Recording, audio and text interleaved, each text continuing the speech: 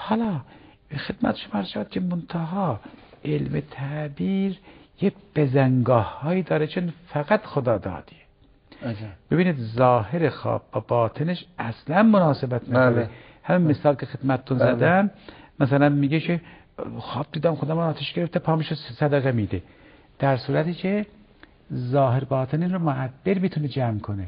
یه معجزه از امیرالمومنین براتون بگم. ما حدوداً 1 رو وقت داریم سوالی هم داریم. بسیار من زود میگم ان شاء الله. خدمت شما عرض شود که بحثمون طولانی بود. چی بود این شبا معمولا به این زودی تمام نمیشد. گفت که خیلی حال کردیم، بهمون خوش گذشت. بله فقط حلاوت محضر شما. حلاوت محضر نموده. خواهش خدمت شما هست که متوکل عباسی خب دشمنی داشت با امیرالمومنین، به طوری که تا قبر نازنین سید الشهدا رو داشت خراب کردن. این آدم خلاصه خیلی عداوت داشت. این خواب دید که این خدا میخواد امیرالمومنین از هر طریق خدا عظمتش برسونه. ایشان خیلی جالب خواب دید که امیرالمومنین در میان شعله های آتشه. خیلی خوشحال شد. گفت اینم علی، اینم میگفتن. پاشد معبره رو صدا کرد، اسمم نگفت، گفت شخصیتی از شخصیت‌های معروف دنیا من دیدم در میان شعله های آتشه. معبر اولی عاجز شد، دومی عاجز شد، حالا چند تا. یکی آمد که گفت ینبغی، عبارتش این است، ینبغی ان یکون ما رأیته نبیا او وصیا. این که دیدی یا پیغمبر یا وصی بوده. این دیگه خیلی ناراحت شد و گفت راستش بخوای بگی علی را دیدم. گفت ها نگفتم به تو. گفت حالا مناسبت چی بود این در آوردی؟ گفت برای اینکه در قرآن در مورد حضرت موسی میگه انبور که من فی النار و من حولها، که از قرآن اقتباس کرده بود. البته اقتباس از قرآن بسیار مشکله و خطرناکه. اگر کسی اهل خبره نباشه خواب ببینه قرآن باز کنه، خدا ازش رو برمیگردونه، چون بازی با قرآنه. متاسفانه تو این خانم ها مخدرات، حالا همه را نمیگیم، من دیدم چی میگه من خواب دیدم قرآن آوردم، اینا خطاست، اینا گناه داره، چون خیلی تخصصیه، خیلی تخصصی. حالا این همین. باز شما امری دارید؟ من خواهش میکنم.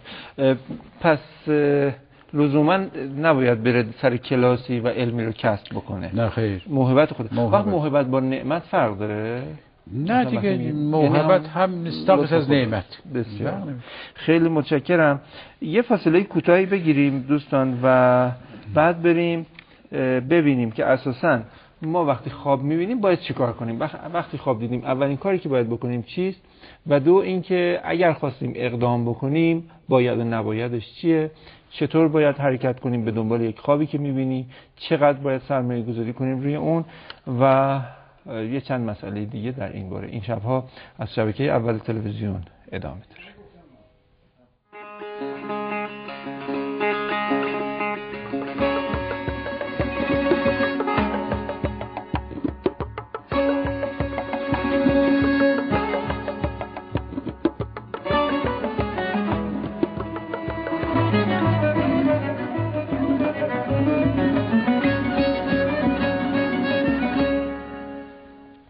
خب من این رو تکرار میکنم که ببینید ما این برنامه‌مون برنامه تعبیر خواب نیست.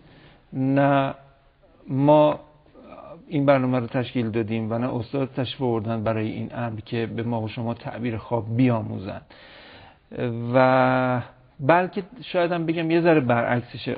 نشستیم برای یه گفتگوی مبارکی که بدونیم چقدر در بند خواب باشیم، چقدر اگر خوابی دیدیم بهش توجه بکنیم، براش وقت بذاریم، براش وجود بذاریم، براش فکر بذاریم و سرمایه بگذاریم، و اگر هم خواستیم به یک خوابی پشت بکنیم، بی‌اعتنایی بکنیم، چرا پشت کنیم و بی‌اعتنایی بکنیم و اساساً چقدر جا بدیم به خواب و رؤیا در زندگیمون. استاد من این عرضم رو تکرار میکنم برای اینکه یه توضیح احتمالاً تکراری و شاید هم یه بخشی جدید توضیحات شما باشه.